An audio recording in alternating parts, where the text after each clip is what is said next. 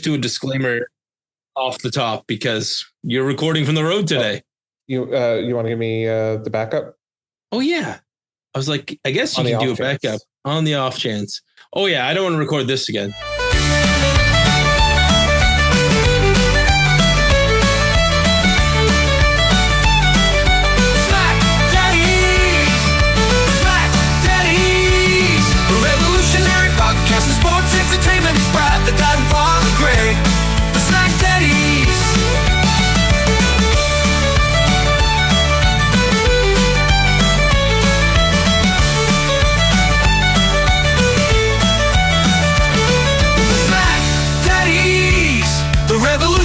Podcast and sports entertainment is Brad, the dad and father Greg, the SmackDaddies.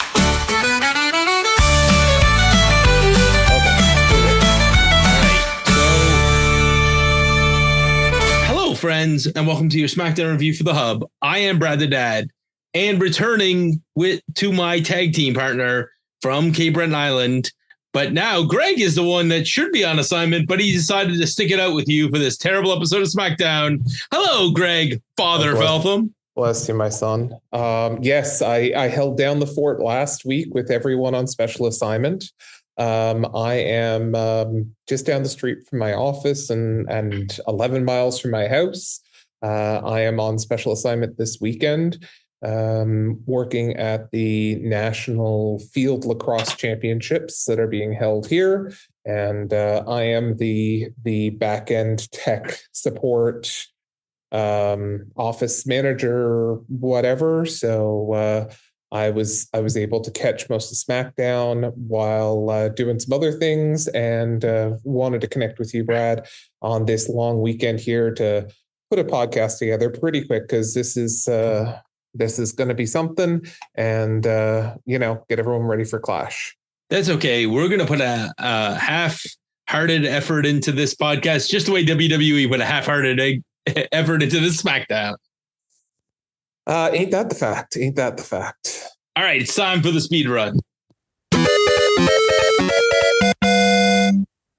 So before we start SmackDown, just a general, I think we're required to talk briefly about what happened at Knox Pro Wrestling, because every podcast I've listened to this week. Yeah, I didn't see it. I know a little bit about it, so I am not one to really probably talk. I'll just say, no matter what anybody says or did or whatever, the moment you are in a fight and you take a guy down and he's out unconscious, you need to stop hitting him in the head. Yeah. So anyways, well wishes to Psycho Stu and well wishes to the Rampage family. Get your kids some help. Sure. So that's all we're going to say about it. If you haven't seen it, don't watch it. It's gross. Yeah, that's fair. Great. Where are we coming? Where's this stupid show from? This is from Lyon, Paris. Well, Lyon, France, just outside of Paris. Well, I mean, just outside is a bit of a stretch, but where they had the show from. Okay, my next question, because I heard is the show in France on Saturday or Sunday? Sunday. Okay, because I swear I heard Michael Cole say Saturday once. For weeks, I thought this was tomorrow, and I'm like, oh, it's Sunday. Sunday's even better. Sunday afternoon. Yeah, it's Sunday. Yeah. I'll make a baguette. I'll eat some baguette and watch some wrestling. Yeah, so from Lyon to Paris is it's 466 kilometers. And they're taking a train, is what Michael Cole said on commentary. Yeah, that's not surprising. Greg, recap one.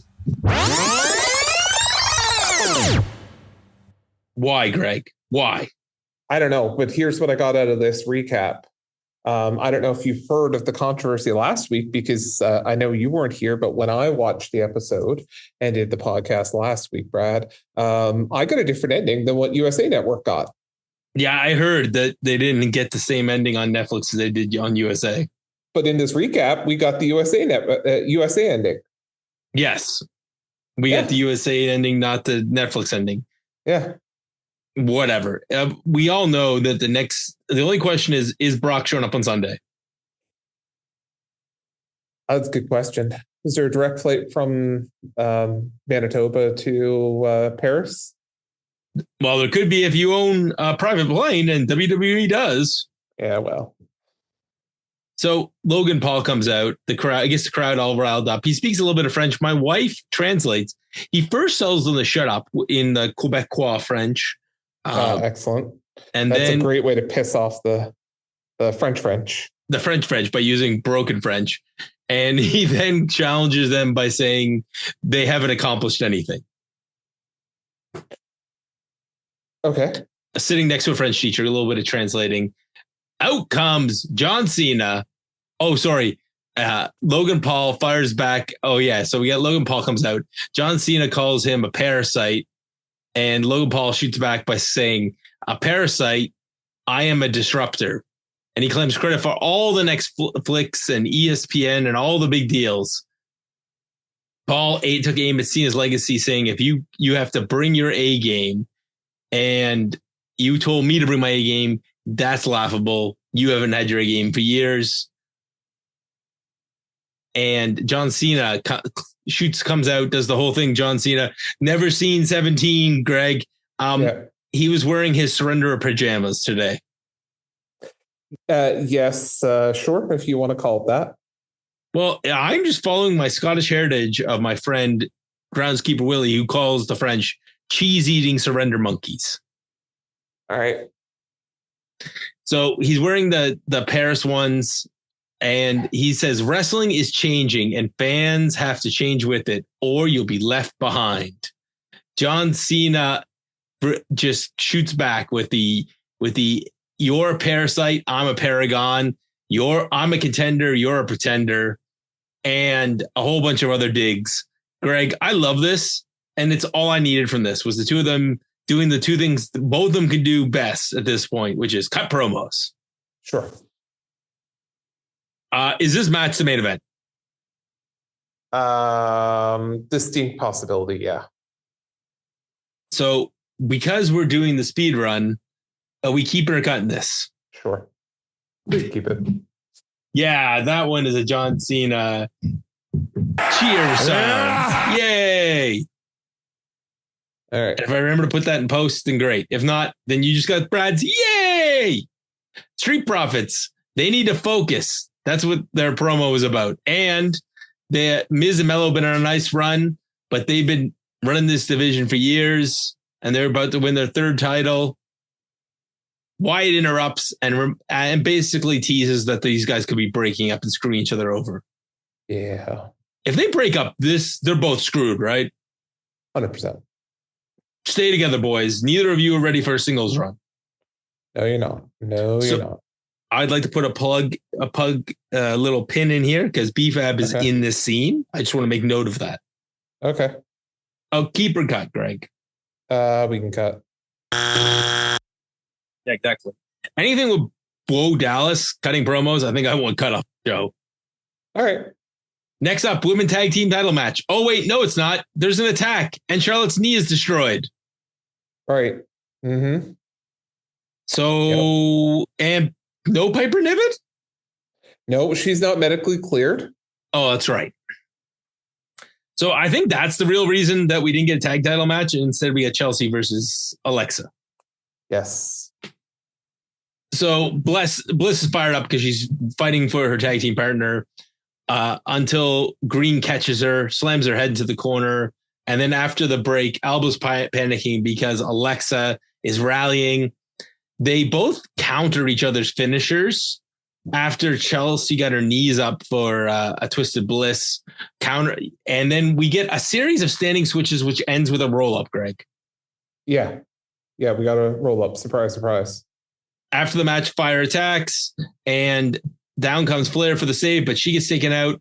Unpretty her and a gory bomb, and the heel stand triumphant. Greg, did we need this? Nope. Yeah, this one's Sami Zayn promo. Sammy's very excited to go and get his chance to be a champion, Greg. He's going to be a champion. He's going to be a champion, a big boy. Sure. In a French-speaking town. I mean, perish the thought of Sami Zayn winning a championship where people speak French. I don't know. Call me strange, Brad. Greg, I'm going to put this out with with our episode today. And I know you're a huge Simpsons fan, so I took a little crack. Here you go, Greg. All right. Yes.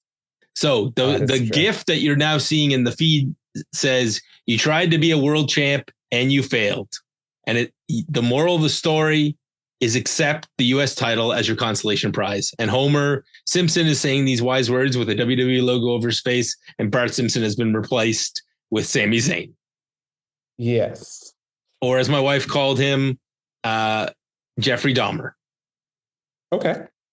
She's like, he's got a Jeffrey Dahmer vibe. I'm like, I'd be going crazy too if I can't win the world title. And I said my mission this year was to win the world title, and I just lowered my expectations. Lowered standards. I mean, there's something to be said that your wife did the same thing. So. Oh yeah.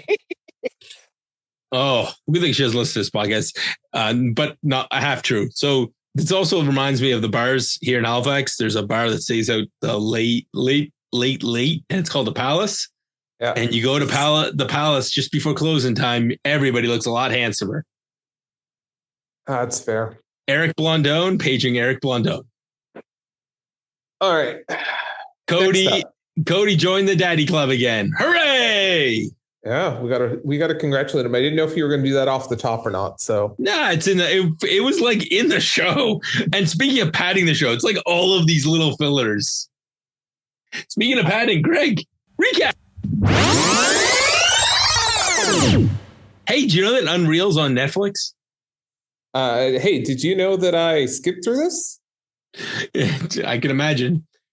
So then we get another promo from Aleister Black in a scary room. Yeah, and I was a little sad here. I'm not going to lie, because I was really kind of hoping we were going to see R-Truth go to Paris, Texas this week. No, R-Truth barely got a spot on this show. Listen, he got there. I was kind of shocked. I'm not going to lie. I was expecting him to, like I said, last week he went to Dublin, Georgia. This week I wanted him to be in Paris, Texas. Or Ontario. Sure. So Damian Priest responds to the Aleister Black promo by saying, "You speak very well. You have educated feet, but it's an empty threat. And see this smile? I'm going to be smiling." Greg, were you smiling at the end of this series of promos? I was reaching for the fast forward button. Yep. Sounds about right. Hey, guess what? This one gets another nasty sound effect.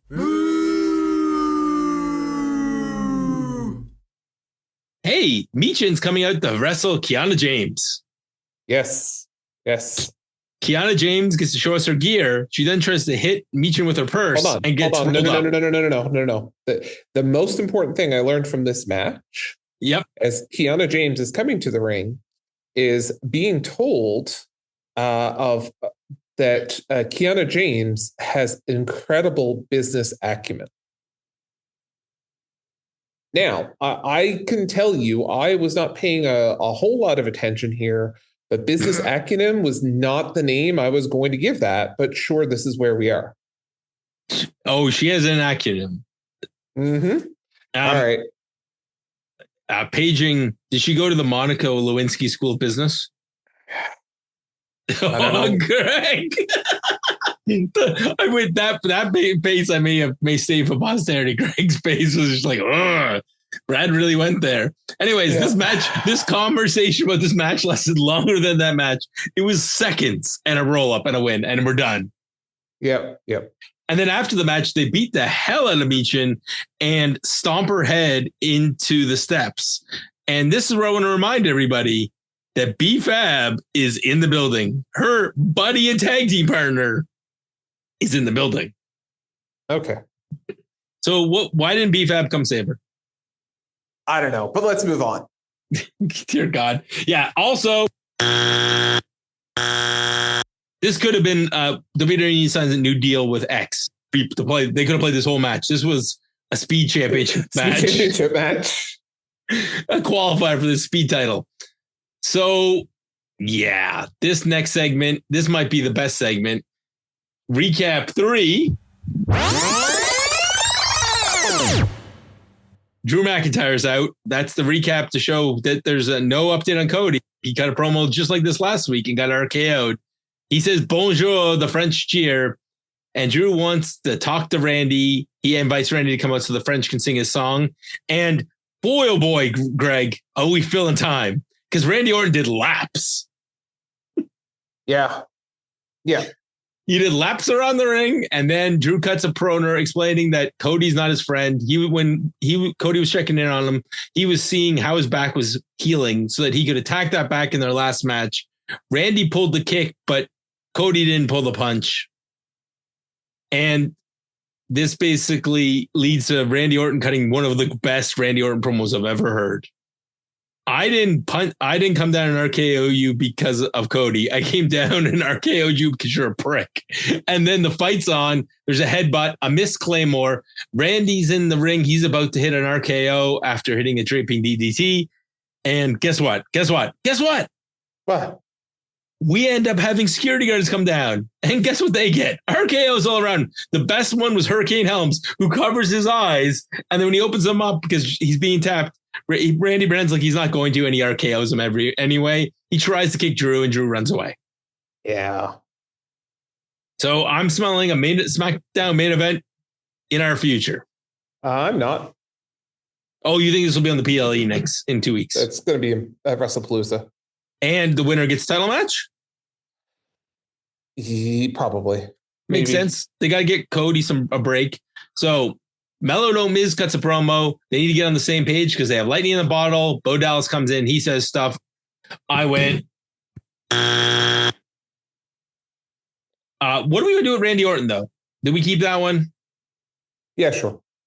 Yeah, I think we need to acknowledge me and acknowledge that those two men did a great promo.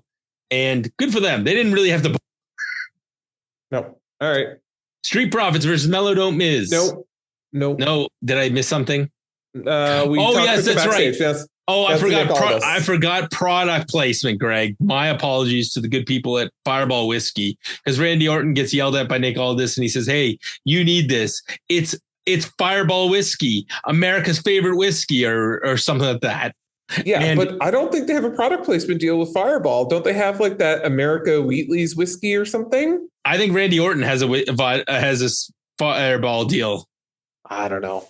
Anyway, will somebody put it in the comments below? Does Randy Orton have a deal with Fireball? I think so. Anyways, in comes our buddy R-Truth, who goes to steal Nick Aldis' little bottle of whiskey, and he says, because he's like, "Do you need this, Nick?" He's like, "After the day I've had, I need this." And he goes, "My bad, dog," and puts the little bottle of whiskey back in Nick Aldis' hand. And in my imagination, R-Truth leaves, and Nick just goes and just slams it and that made what happened. But next, Street Profits versus Mello Don't Miz. This match has a lot of cool stuff, a lot of flippy stuff. This might be the only match on the show I can tell you with honesty. Go back and watch. However, the match basically gets derailed because the Miz is about to get a hot tag. The crowd is losing their mind for the Miz, and the Wyatt Six come out and scare the Miz. So the Miz gets distracted.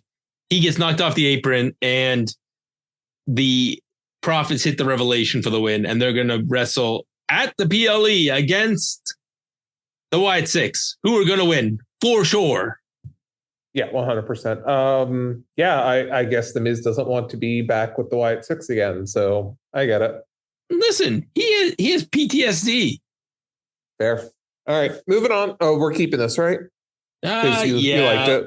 I think we'll give this one a This Rebel Heart. It was a good match. I hated the ending, but yeah, I get it.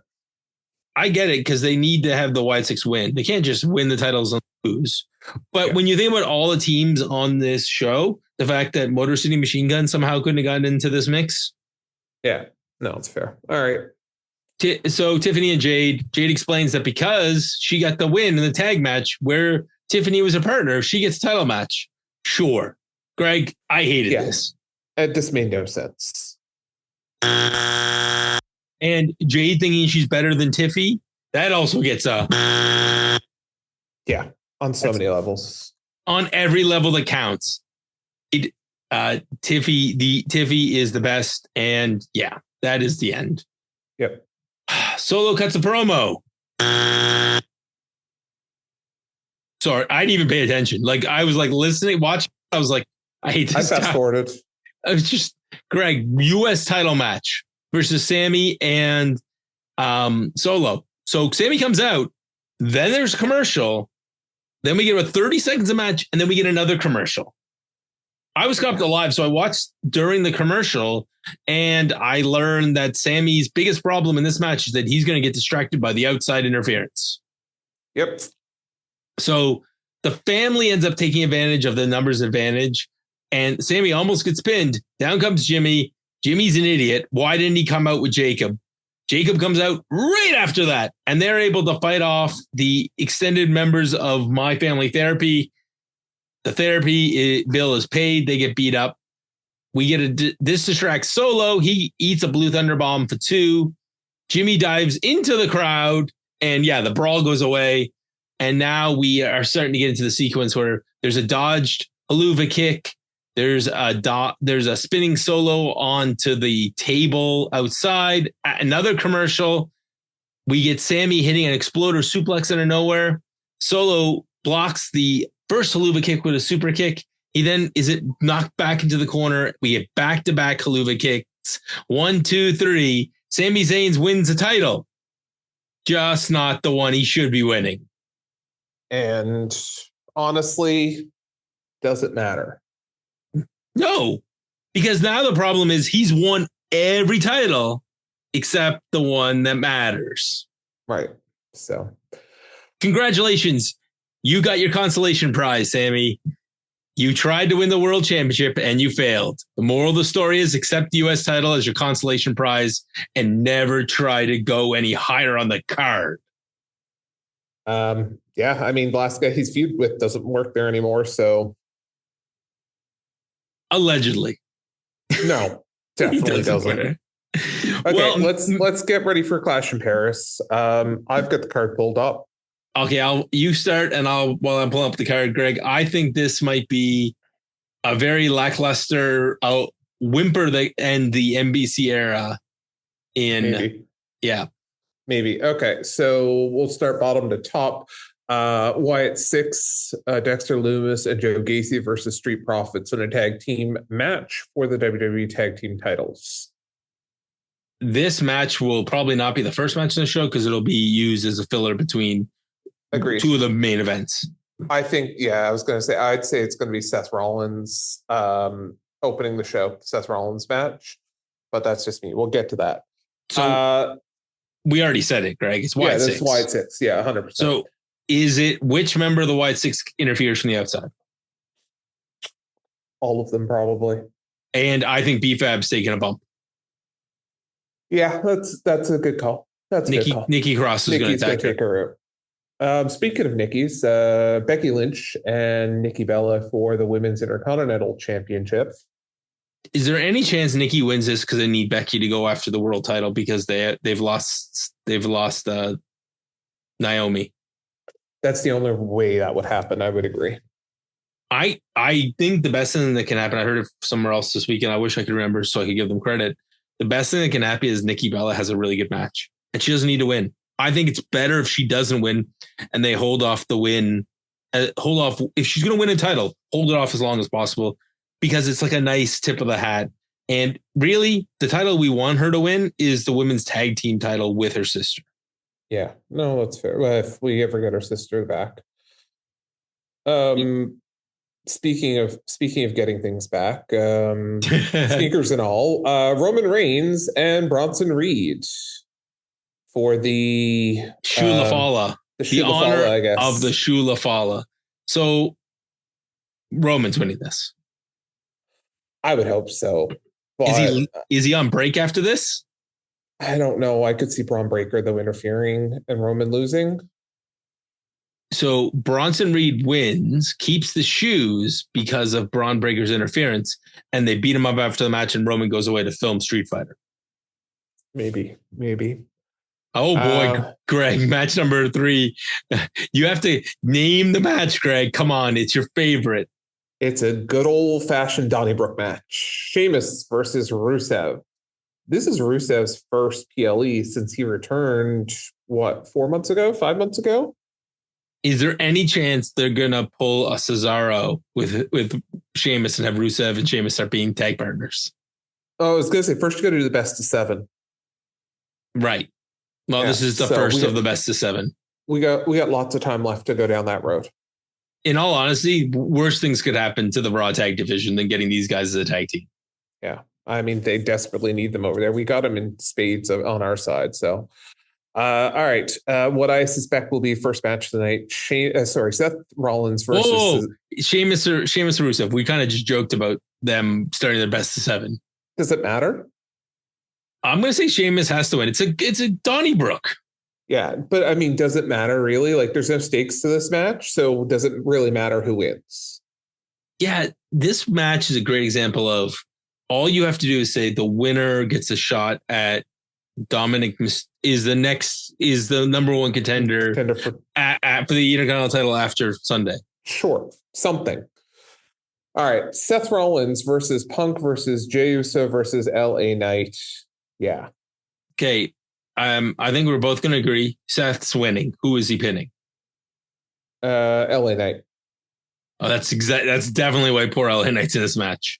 100%. And I'm going to even say that it's either a go to sleep. It's probably a go to sleep. He's probably going to eat a go to sleep. Seth's going to clear the ring and pin LA Knight. Yeah, I could see that. And last but not least, John Cena versus Logan Paul. Again, does it matter who wins this match? No. But who should win this match? John Cena should win this match. Ooh. I would make the case it should be Logan Paul, because then you can have Logan Paul. If he wins in one more match after this, he could fight Cody for the title at some point. Sure, but I mean, does it matter anymore? Like, you don't need to have a winning record to face a champion in WWE. Let's be honest. Right. But John Cena is on his way out of the company. I mean, if he loses all of his matches for the next few months, and then the match he wins is the last match.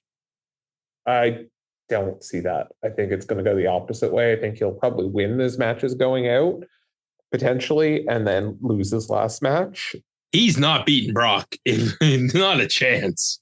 And I would say the chance of Logan Paul winning is Brock's music playing and Logan getting a cheap win. That's the funnest way to do this. That's going to be my thought as well. Is like, so John Cena versus Logan Paul. The question is, at what point in this match does Brock interfere?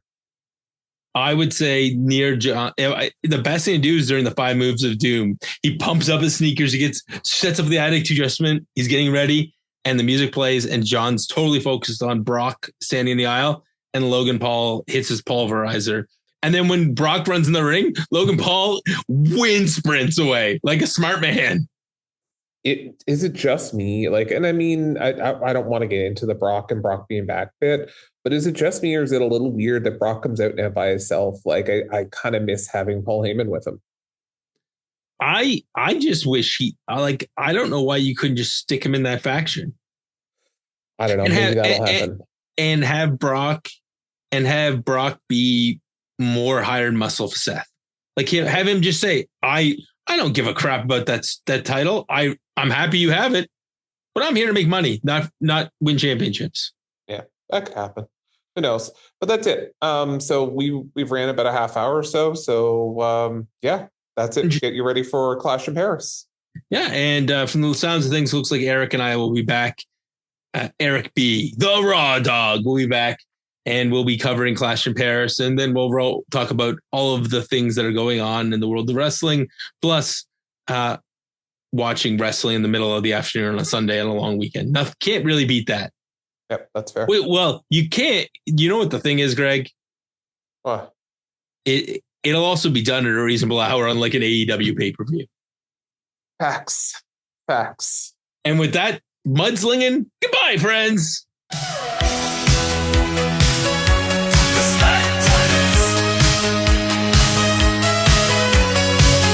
Revolutionary podcasting, sports entertainment.